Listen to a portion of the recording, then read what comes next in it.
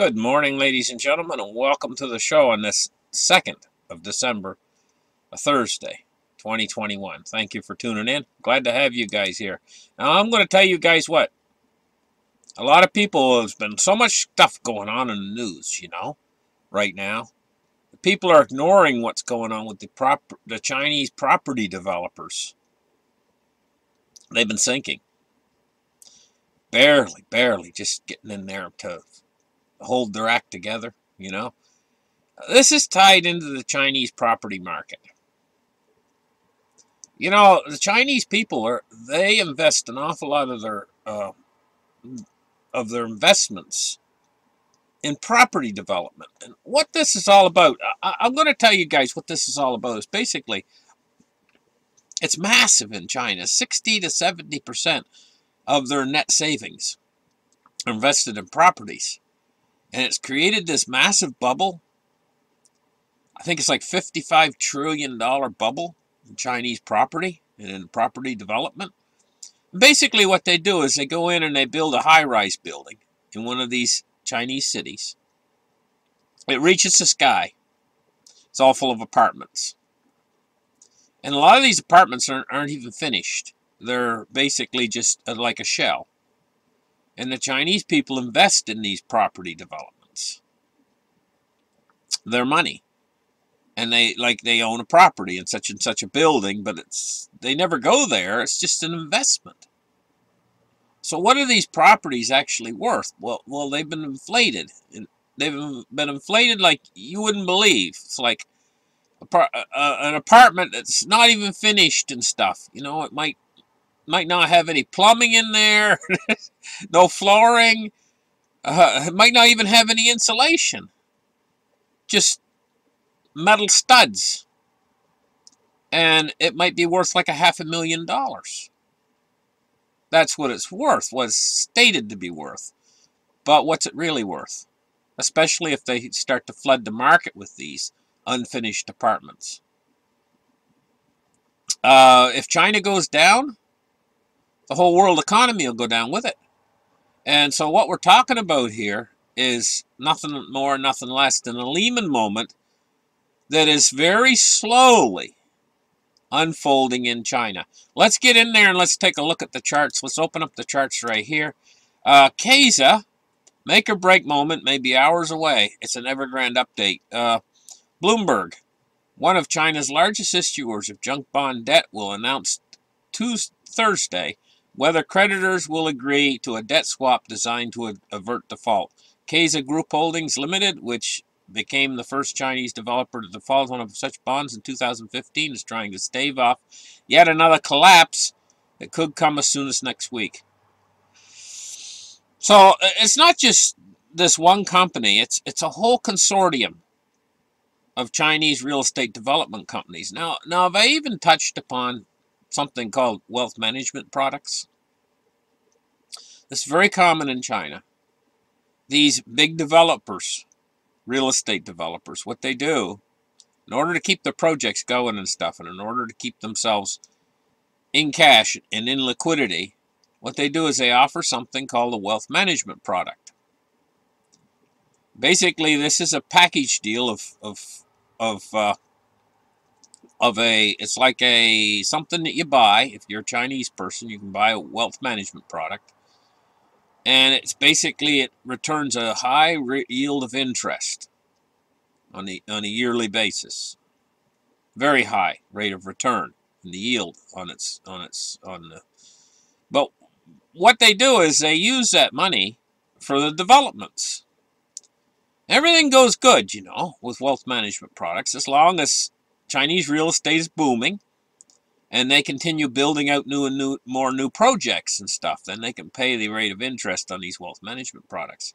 But the problem with these development companies is when they start to go down and get in trouble and stuff, so does their wealth management products. And there's quite literally billions upon billions upon billions invested in these Chinese wealth management products that are associated with this whole thing that's going on over in China right now. But this is slowly unfolding. What I'm trying to tell you guys is you all heard of Evergrande when Evergrande ran into problems a while ago. This is something that's very slowly unfolding. This is a Lehman moment is going to come for the entire world's economy, directly related to this, but this is something that's unfolding so slowly that it's taken months to get to that point, and it might take a few more months yet before we finally get to the point where, hey, you know, we got a problem here. We don't know exactly how big this problem's going to be, but it's something worth watching within the financial system. Let's take a look at silver today. Silver's at $22.36 today. It's up 7 cents. It's trying to regain its losses. It's trying to get back up to that level of around $22.80, $22.90. It's trying to get back up to there, but it's having difficulty. I'll tell you, there's very, very tight supply on silver right now in the world, if you want to buy the actual physical metal. It wouldn't take much right now at this point to put them over the edge where they wouldn't have enough to go around. Let's take a look at gold today. It's down $13.60 at $17.68.10. Now let's take a look at cryptos. Now what I'm going to have to do here is I'm going to have to refresh the page. It's at 26.32 right now. Refresh the page. 26.14. So we've lost some. It's going down right now. Looking at Bitcoin, is at $56,588 today. So we're seeing movement to the downside in the cryptos today. Let's take a look now at the Dow Jones Industrial Average, which is up 396 points. It could erase some of these gains before the day ends. The Dow's on very shaky ground right now.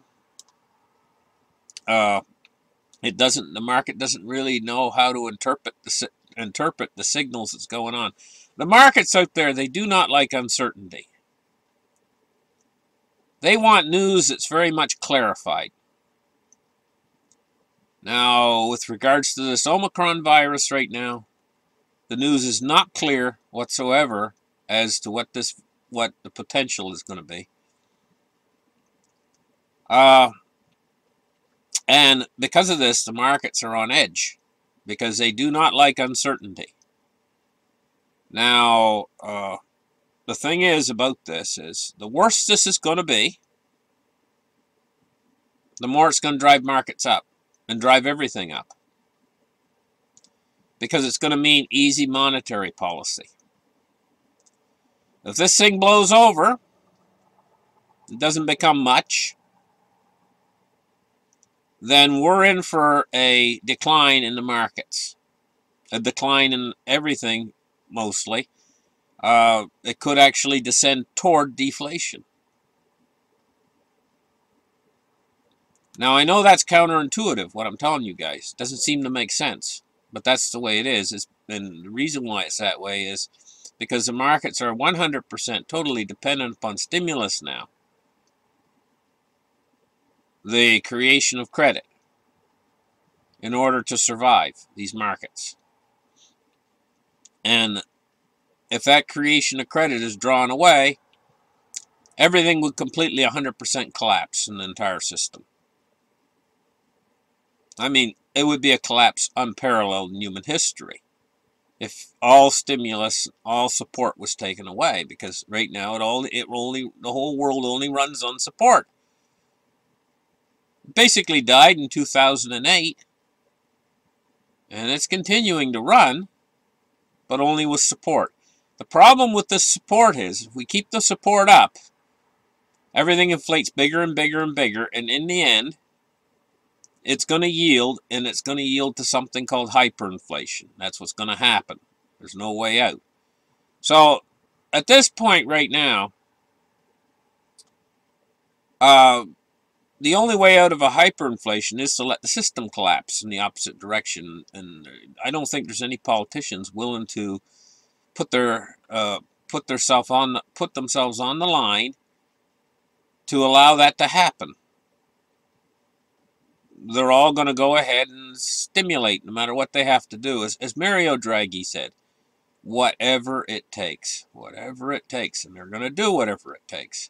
And so we're going to get a hyperinflation at a certain point, and that point is when the people start to lose confidence in the purchasing power of their currencies.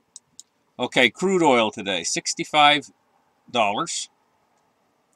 We're going to move on now and take a look at the MOVE index, which is 82.97. Now, it's come down a little bit. It was getting up near 90.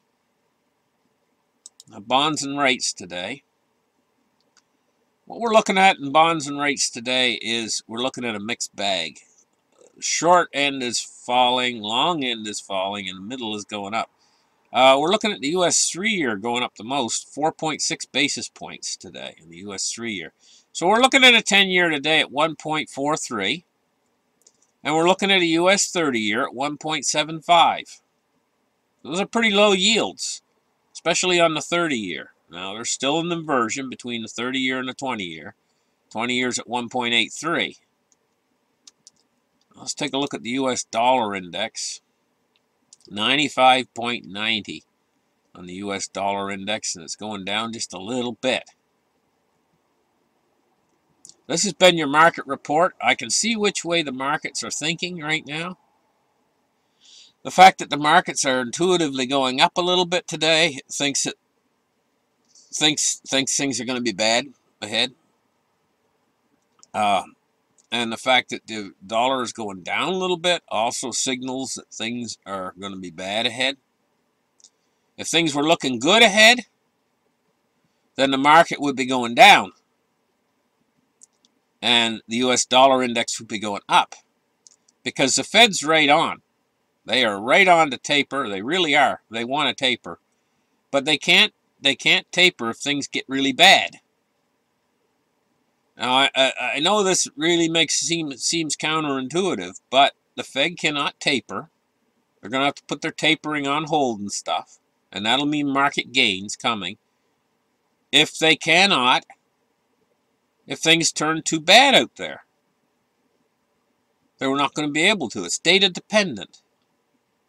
And this is why markets are going to go up if things are bad, and if things are good, markets are going to go down. Thank you guys for listening. Like and subscribe. And we'll catch you guys in the very next show. Bye-bye.